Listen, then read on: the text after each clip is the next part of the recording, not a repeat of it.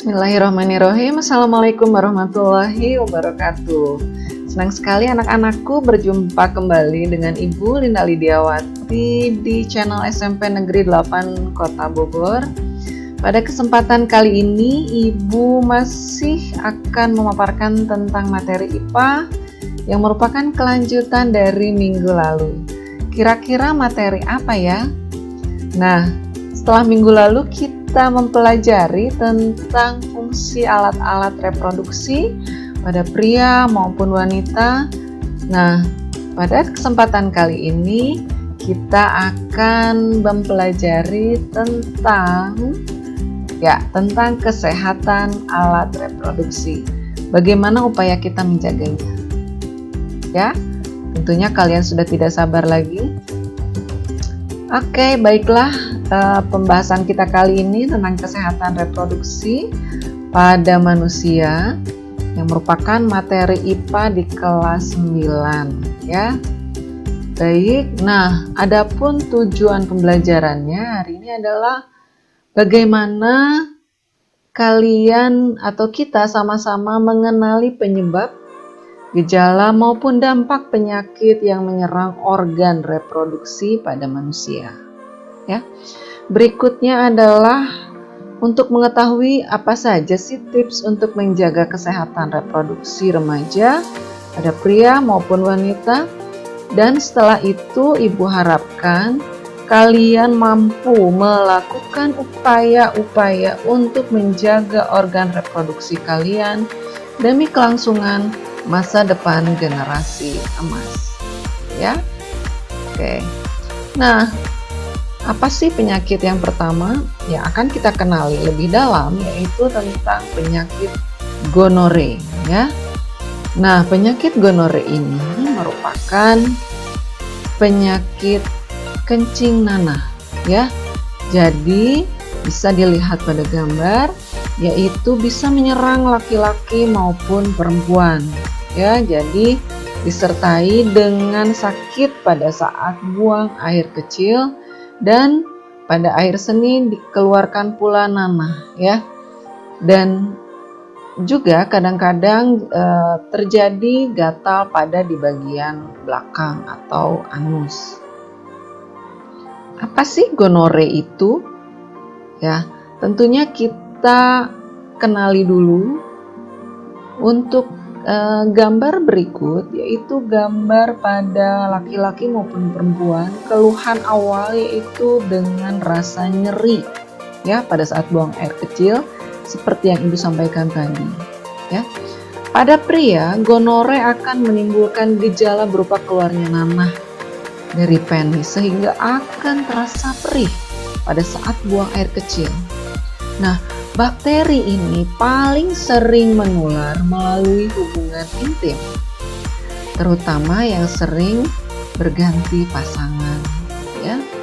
Nah, pada wanita gonore seringkali tidak menimbulkan gejala, tetapi dia dapat menyerang pada bayi karena tertular dari ibunya yang mulai pada saat proses kehamilan sampai persalinan. Bayi yang terkena gonore akan mengalami keluhan pada mata. Ya, kasihan sekali pada bayi ini yang tidak berdosa tapi tertular penyakit gonore dari ayah maupun ibunya. Nah, kita kenali dulu penyebab penyakit gonore. Ternyata suatu bakteri yang bernama Neisseria gonorrhoeae ya.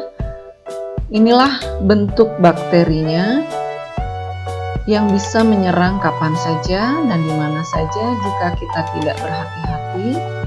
Nah, gonore ini jika tidak diobati dengan baik akan menimbulkan banyak komplikasi. Memang penyakit ini bisa disembuhkan dengan antibiotik ya, tetapi tentunya dengan pengobatan melalui dokter, bukan dengan membeli antibiotik sendiri. Pada wanita ternyata lebih mudah terkena komplikasi gonore dibandingkan kepada pria. Komplikasi gonore pada pria yang bisa muncul adalah epididimitis dan luka pada saluran kencing. Sedangkan komplikasi gonore yang dapat muncul pada wanita adalah penyakit radang panggul dan sumbatan pada saluran telur. Wah, sungguh sangat mengerikan, bukan?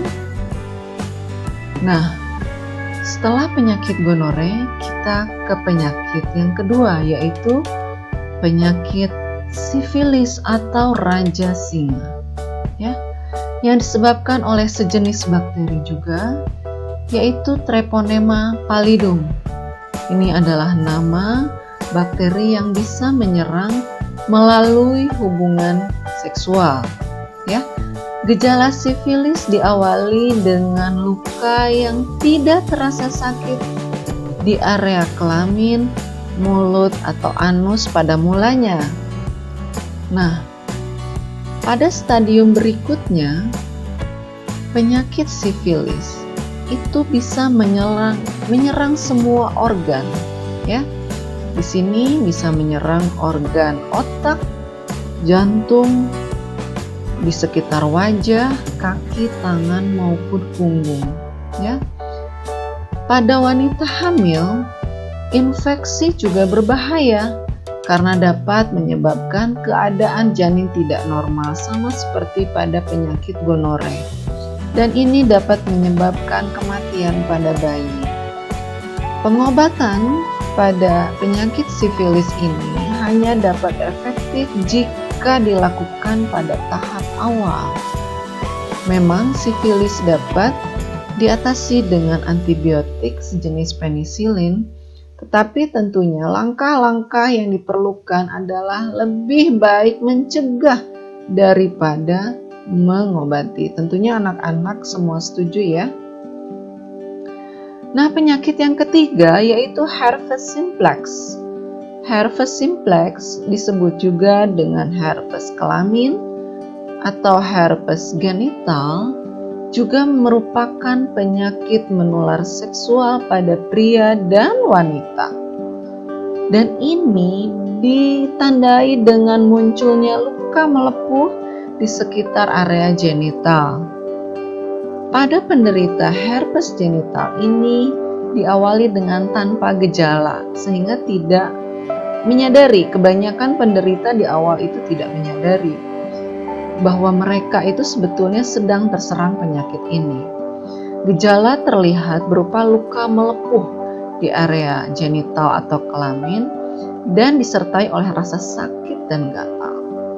Dan ini dapat kambuh beberapa kali dalam setahun. Nah, selain itu, herpes genital juga bisa menular dari ibu hamil kepada bayi yang dikandungnya. Herpes pada bayi selain melalui kehamilan, juga dapat ditularkan melalui kontak dengan orang yang menderita penyakit ini, ya. Jadi itu mengapa kita tidak boleh sembarangan mencium bayi, karena bayi ini rentan terhadap penyakit, ya. Jika bayi dicium oleh orang yang memiliki luka lepuhan akibat herpes di mulutnya, maka besar kemungkinan dia juga akan mengalami hal yang sama. Penderita herpes genital perlu diberikan obat antivirus. Obat antivirus ini bermanfaat untuk memperpendek durasi kemunculan gejala dan mencegah penularan penyakit kepada orang lain. Tapi sayangnya obat antivirus khusus untuk HSV ini belum ada, sehingga yang bisa diambil adalah atau yang dilakukan adalah dengan obat antivirus biasa untuk menghilangkan virus herpes dari dalam tubuh. Karena sampai saat ini memang belum ada obat yang benar-benar dapat membunuh virus ini. Nah, inilah gejala yang ditimbulkan pada orang dewasa, yaitu di bagian mulut, ya, selain pada bagian genital, dan pada anak-anak, ya, anak-anak yang rentan sekali tertular karena virus. Nah, virus yang kedua yang tidak kalah dampaknya sangat berbahaya bagi kesehatan manusia adalah disebut HIV atau HIV, yang merupakan kepanjangan dari Human Immunodeficiency Virus atau virus yang menyebabkan penurunan kekebalan pada tubuh manusia, ya. Nah, jika seseorang terjangkit virus ini, lama-kelamaan akan muncul stadium awal sampai stadium akut. Nah, pada saat stadium akut inilah disebut dengan AIDS atau Acquired Immunodeficiency Syndrome, ya. Jadi AIDS adalah tahap akhir atau stadium lanjut dari terinfeksinya tubuh oleh virus HIV. HIV yang masuk ke dalam tubuh akan menghancurkan sel CD4 yang merupakan bagian sel darah putih yang bertugas untuk melawan infeksi. Semakin sedikit sel CD4 di dalam tubuh, maka otomatis akan melemah pula sistem kekebalan tubuh seseorang, sehingga dia akan mudah terserang oleh berbagai macam penyakit. Penularan HIV terjadi melalui darah, sperma, cairan vagina dari seseorang yang terinfeksi yang masuk ke dalam tubuh orang lain. HIV bisa menginfeksi semua orang dari segala usia. Selain itu, resiko HIV ini, jangan salah, lebih tinggi pada pria-pria yang tidak disunat maupun pada yang beresiko tinggi, yaitu penyuka sesama jenis. Ya, nah, bagaimana cara virus HIV ini menular? Yang pertama adalah melalui hubungan intim antara pria dengan wanita, terutama yang bergonta-ganti pasangan, mau sejenis maupun berlainan jenis. Kemudian yang kedua adalah melalui ibu kepada janin yang dikandungnya, ya. Yang ketiga adalah melalui transfusi darah, dan yang keempat adalah melalui jarum suntik. Insya Allah untuk transfusi darah ini kita percaya kepada PMI yang menyediakan darah yang bebas dari risiko HIV ini. Sedangkan untuk jarum suntik itu biasanya dipergunakan oleh untuk penggunaan atau pembuatan tato, ya. Jadi jangan sampai kalian coba-coba menggunakan jarum untuk membuat tato yang sebetulnya jarum itu sudah dipakai oleh orang lain yang sudah terinfeksi oleh HIV. Begitu pula jarum yang bersama-sama dipergunakan pada pecandu narkoba. Nah, apa gejala-gejala yang timbul dari penyakit AIDS ini? Pada gambar atau foto anak yang kalian lihat itu adalah foto dari bayi yang terserang dari virus HIV ini yang ditularkan dari ibu kepada dia, sehingga dia menderita penyakit AIDS dan menyebabkan fisiknya seperti orang yang sudah tua, ya. Nah, jika AIDS ini sudah menyerang pada tubuh seseorang, ketika virus ini menyerang pada bagian otak, maka akan menyebabkan komplikasi dan timbullah penyakit meningitis dan encephalitis. Jika virus menyerang mata, maka timbullah penyakit retinitis.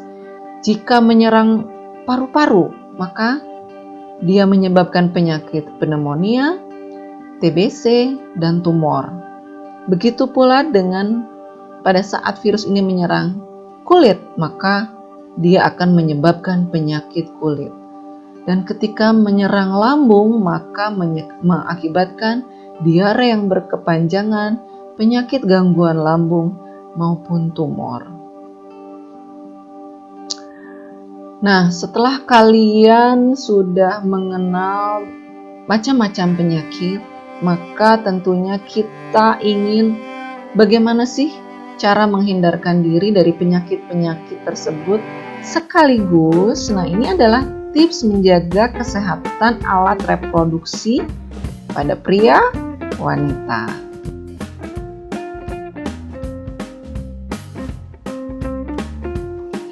Nah, berikut adalah untuk remaja dan para pria dulu ya, bagaimana tips menjaga kesehatan alat reproduksi. Nah, dari dua gambar ini kelihatannya dua-duanya adalah sama-sama cool ya, di atas motor, kemudian menggunakan laptop, tapi ada yang salah dari perilaku mereka. Apa itu?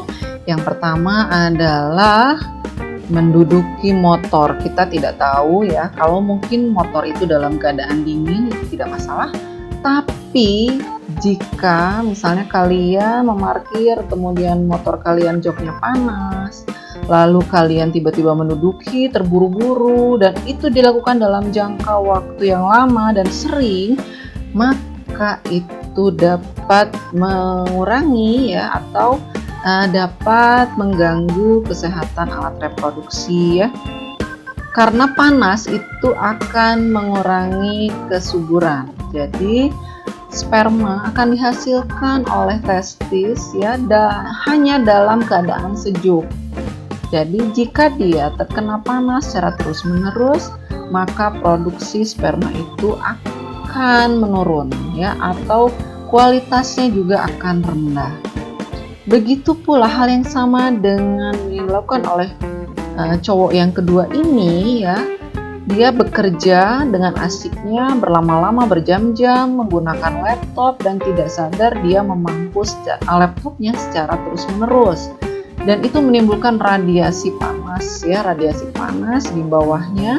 Sehingga itu jika dilakukan dalam terus-menerus sering, maka itu juga akan mempengaruhi produksi dari sperma.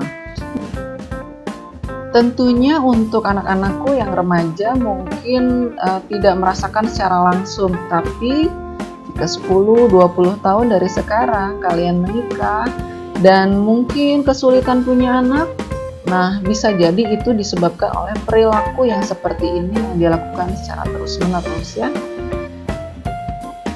Berikutnya ada 3 kebiasaan yang sering kali ditemukan oleh para remaja pria karena ingin dibilang keren ya.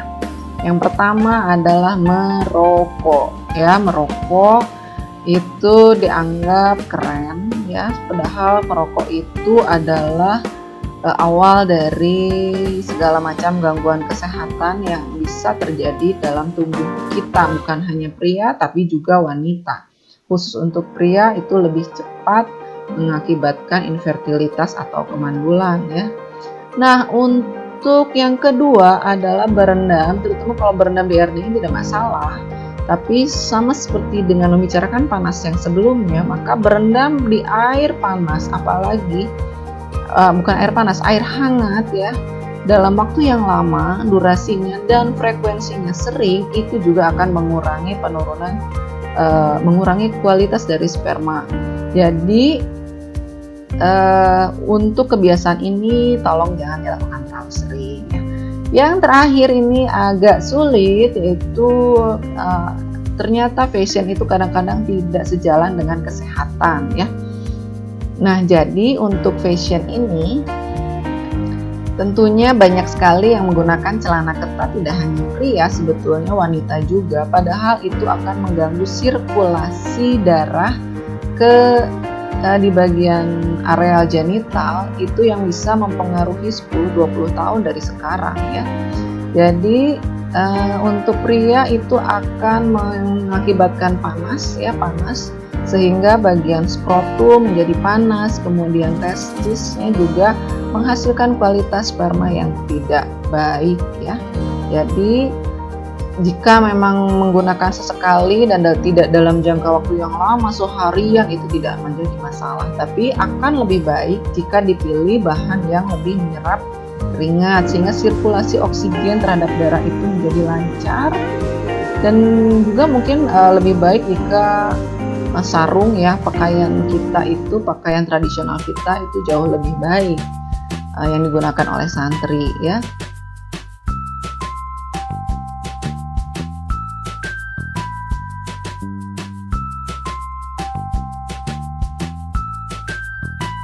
Untuk wanita atau remaja putri ini kita mulai dari menstruasi yang biasa didapat setiap bulannya. Di pasaran ada 2 jenis pembalut yang bisa dipergunakan, yaitu yang sekali buang dan yang bisa berulang kali dengan cara dicuci yang melalui bahan kain. Tentunya ini diserahkan kepada kalian, dipertimbangkan kepraktisannya ya. Jadi untuk di rumah yang mungkin lebih baik yang kain yang bisa dicuci setiap waktu. Nah, kemudian untuk bepergian bisa dipergunakan pembalut yang sekali buang. Tapi jangan lupa untuk pembalut yang sekali buang selalu bersihkan dulu di air yang mengalir sebelum kalian membuangnya ya. Dan dibungkus dengan rapi, dan juga jangan membuang di sembarang tempat ya. Sudah ada tempat yang disediakan. Nah, anak-anakku, bagaimana cara mengganti pembalut itu akan mempengaruhi rahim kita, alat reproduksi kita. Jadi jangan malas untuk mengganti pembalut. Jika kalian dalam menstruasi di awal dengan jumlah darah yang banyak, mungkin 1-2 jam itu perlu diganti. Tapi jika sudah semakin sedikit, maka 4 jam sekali itu cukup ya. Tapi jangan sampai kalian malas lalu seharian itu tidak diganti karena merasa tinggal sedikit. Itu akan mengakibatkan bakteri itu akan ada di dalam pembalut tersebut dan akhirnya akan menginfeksi organ kewanitaan ya. Jadi tetap menjaga kebersihan terutama pada saat terjadi menstruasi. Untuk pembalut pilihlah yang tidak ada pewangi ya, tidak ada pewangi dan tidak ada bahan kimia tambahan lainnya. Nah, kemudian juga untuk panty liner itu tidak disarankan untuk menggunakan terlalu sering ya. Untuk sekali tidak apa-apa, tapi untuk terlalu sering itu tidak dianjurkan. Bagaimana dengan pembersih ya, banyak beredar sabun-sabun pembersih wanitaan, tidak masalah dipergunakan untuk sesekali saja ya. Tapi yang terbaik adalah membersihkan dengan air biasa, air mengalir ya. Jadi tidak perlu pakai sabun karena akan sabun yang basah itu akan mengganggu pH asam dari organ kewanitaan. Jadi cukup menggunakan air bersih yang mengalir ya. Kemudian juga selalu dikeringkan ya. Itu adalah tips menjaga kesehatan alat atau organ kewanitaan. Oh iya, ada satu lagi, jika kalian, nah ini adalah khusus di toilet umum. Jika kalian terpaksa menggunakan toilet umum, baik toilet pria, di sini adalah pria maupun wanita, ya. Jika ada 2 pilihan antara WC jongkok dan WC duduk, pilihlah yang jongkok, ya, karena lebih aman, ya. Dan juga mengakibatkan urin itu keluar dengan sempurna dibandingkan yang WC duduk. Untuk WC duduk memang perlu dibersihkan dulu bagian dudukannya sebelum dipergunakan ya. Nah, jika di kamar mandi umum itu ada ember kecil yang mungkin berisi air, nah jangan dipergunakan untuk membilas organ kewanitaan atau organ alat reproduksi laki-laki juga. Biasakan menggunakan air bersih yang mengalir dari keran ya. Silahkan pergunakan air tersebut yang ada di dalam ember untuk membersihkan toilet ya. Jangan lupa selalu dikeringkan dengan tisu yang berkualitas baik. Kenapa ini kita harus memilih yang kualitas baik? Jika kualitasnya kurang baik, kemudian lebih cepat hancur dan masuk ke dalam, menempel tidak terasa di organ kewanitaan, maka akan mengakibatkan infeksi ya. Jadi hati-hati dalam memilih tisu. Akan lebih baik jika menggunakan menggunakan handuk ya, jadi handuk kecil dibawa kemana-mana, kemudian dipergunakan untuk membersihkan dan mengeringkan setelah buang air kecil. Jangan lupa untuk remaja maupun pria, ketika setelah selesai buang air kecil selalu dibasuh dengan air ya. Jadi bagian penisnya selalu dibersihkan dengan air ya, dan dikeringkan. Nah, oke, kita sudah mendekati akhir. Bagaimana tips menjaga kesehatan reproduksi, tapi juga ini sebetulnya tidak hanya untuk bagian reproduksi, tapi menjaga kesehatan kita secara keseluruhan, kesehatan tubuh, yaitu dengan tidur yang cukup. Jangan stres ya anak-anakku, tidak usah stres dengan beban pekerjaan atau PR yang terlalu banyak, kamu tidak tidur atau malah tidak tidur karena main game. Nah, itu sangat tidak disarankan ya. Jadi tidurlah yang cukup, tapi juga jangan terlalu banyak sehingga kesiangan dan tidak masuk dalam Google Classroom ya. Jadi aturlah pola hidup, kemudian makan makanan yang bergizi untuk meningkatkan imunitas tubuh, dan tidak lupa berolahraga ya. Yang terbaik adalah olahraga secara teratur dan konsisten. Nah, ini adalah pesan yang ingin Ibu sampaikan kepada kalian yang senantiasa belajar di rumah, menggunakan ponsel, menggunakan internet, menggunakan web, ya, laptop. Hati-hati terhadap bahaya pornografi.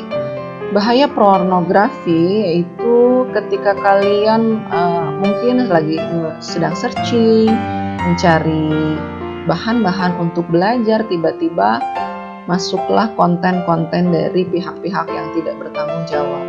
Ini adalah kesadaran diri kalian untuk menjaga supaya tidak terus-menerus ya. Jadi ketika ada preventif, jangan malah terjerumus sehingga membuka situs yang satu dan terus-menerus malah membagikan kepada yang lain. Itu sangat dilarang ya.